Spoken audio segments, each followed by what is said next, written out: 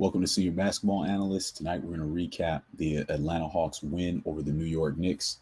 And the the most interesting thing about this game was really the TNT analysis prior and their thoughts on the direction of the Knicks and the Atlanta Hawks.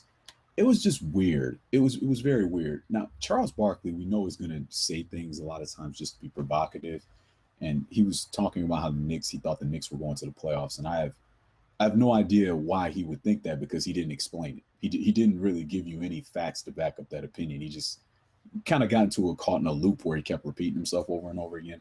The weird thing was Shaq went along with it. It was very, very strange.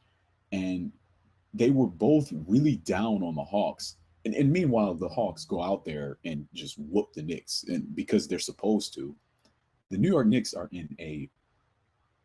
they're basically in year two of a tremendous rebuilding project that may not ever be completed. It remains to be seen if Phil Jackson can right the ship here, because Phil Jackson has never run an organization, and that's what people have to understand.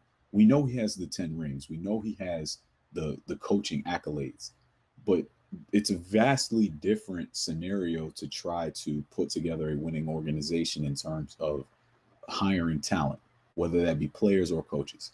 It's a much different scenario. So I'm not exactly sure why anybody would be high on the Knicks right now. The Knicks have a ton of problems, and their biggest problem in the short term is that Carmelo Anthony is not in game shape yet. He's still recovering from that knee injury. He clearly did not have the lateral movement and explosion that he needs to be effective. And I don't mean leaping high. I mean getting from place to place in terms of footwork and his quickness. He was very slow. Carmelo Anthony needs to be able to, in any basketball player, needs to be able to be quick in short spaces, whether they're on the perimeter or on the post. And Carmelo Anthony just doesn't have that explosion right now. So that's what they need to do in the short term. In the long term, the roster just isn't a complete roster. When you're saying things like Robin Lopez is your big free agent signing, Robin Lopez is a fine role player, but that's not going to get it done in terms of making you even a good playoff team, let alone compete for a championship. It's not going to get you there. So they have a lot of problems. They have Sasha Vujacic in their starting lineup, and this is one of the plays that I put posted on Instagram. Sasha Vujacic he's not a very good shooter. I don't really understand why he's back in the NBA, because he originally was out of the NBA because he's not a very good shooter, and that's the only thing that he supposedly does. He had a sequence where he shoots a three that he had room. It was an open three. It hits all backboard and no rim, so it goes over the rim, hits the backboard.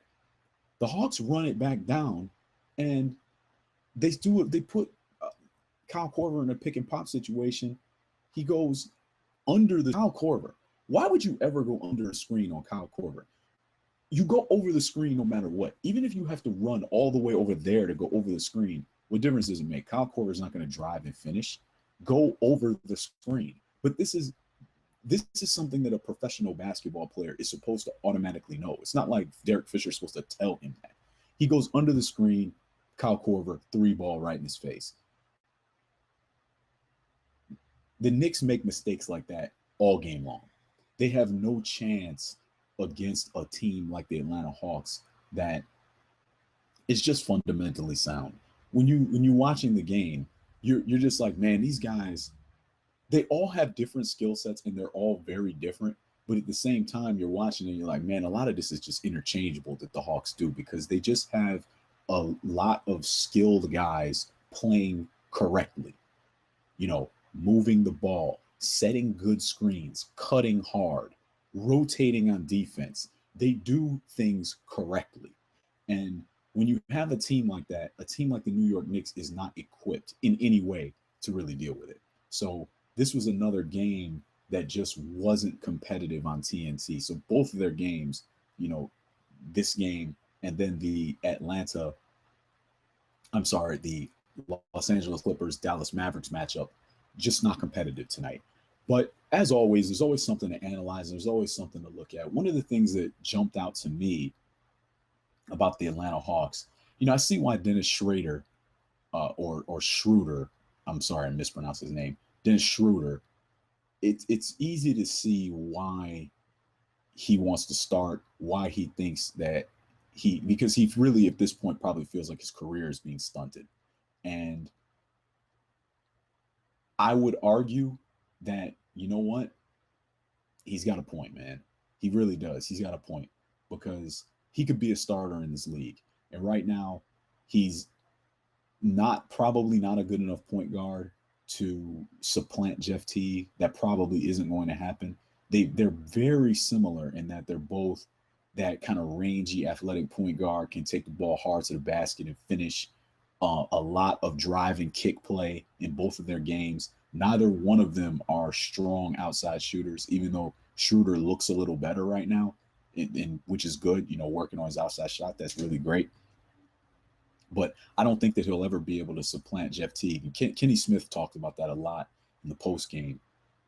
It's not likely he'll be able to displace Teague because Teague is so important to what this team does. He's the guy. He's a pure point guard, man. He's the guy that is setting the table for his teammates. He really does. So it's going to be hard. And then obviously Teague is also a scorer. He started off his career as a scoring point guard.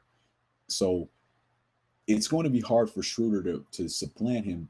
His best case scenario would probably be getting them to move Bazemore to the 3 and he started the 2. And then he and Jeff Teague can basically do an Isaiah Thomas, Joe Dumars situation where they select on a game-by-game basis who they're going to guard. That would be his best way, his best pass to start lineup on this team. Otherwise, he's going to have to do a Reggie Jackson and find somewhere else to play. In the meantime, though, the young man looks good, man. He's a really good player.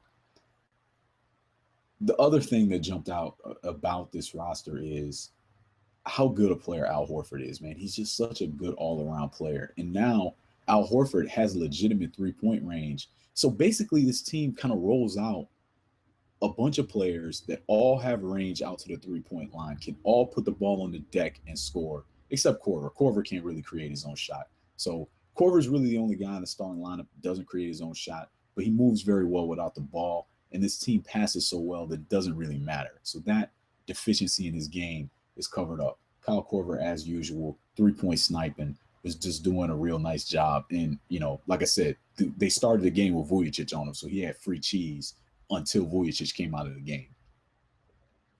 On the Knicks side, so the Atlanta Hawks basically was business as usual, was what I expected. They came out there, they played competently, and they beat a much lesser team. On the Knicks side, as I stated before, Carmelo Anthony just looks like he's running in cement. It just looks like he's running in quicksand. It looks really bad. So Carmelo Anthony is going to have to, just keep playing and get his legs up under him, so to speak. So that's fine. There were some nice buckets scored in the triangle. Kyle O'Quinn is a really nice passer. Now, I don't want to go and act like Kyle O'Quinn is some kind of great player or anything, but he is rugged inside, and he's a really nice passer. And he had a couple of very nice plays, and I posted those on Vine and Instagram. He had a couple of really nice plays where he made, passes to those, drop passes to those backdoor cutters. And he played a nice game. It's not enough for them, but he played a nice game. But the play of the game was Kristaps Porzingis. I'm sure you've all seen it online at this point. It was a part of the highlight packages. Kristaps Porzingis with the steal, stole pass, coast to coast on the layup. He kind of lost control of the ball, but then put a nice spin move on Paul Millsap, buggy whip dunk. It was a really nice play. Kristaps Porzingis, I have some questions, and I kind of wonder about him because sometimes when he's running, he doesn't really look very stable. So I think that he needs to really improve on his strength. He got pushed around a lot by Millsap and Horford. So he really needs to work on his strength. I think his upper body and lower body strength he needs to work. But he does have a talent base and a skill set base.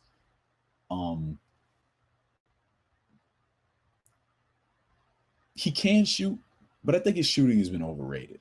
I, I haven't seen him hit very many contested jump shots. I watched him play 2 preseason games. I watched him play, and then I watched him play last night. I haven't seen I haven't seen a dead eye shooter out of him. And like I'll give you an example. Nico Porzingis' career. Will he improve his strength? Because I'm going to tell you, if he's this, and hold me and keep me honest here in the comment section. If he's going to be this unstable when he's moving around, he's going to have injury problems and his body isn't going to hold up. So it's not going to allow him to have a long, productive career if he doesn't improve his strength. So that's what I'll be looking for throughout the course of his career. So tonight we got some more games on the docket. So I will be back recording, doing more analysis. Senior basketball analyst. You know that. Thumbs up, like us, follow us, Instagram, Twitter, all that at SBA 4 String.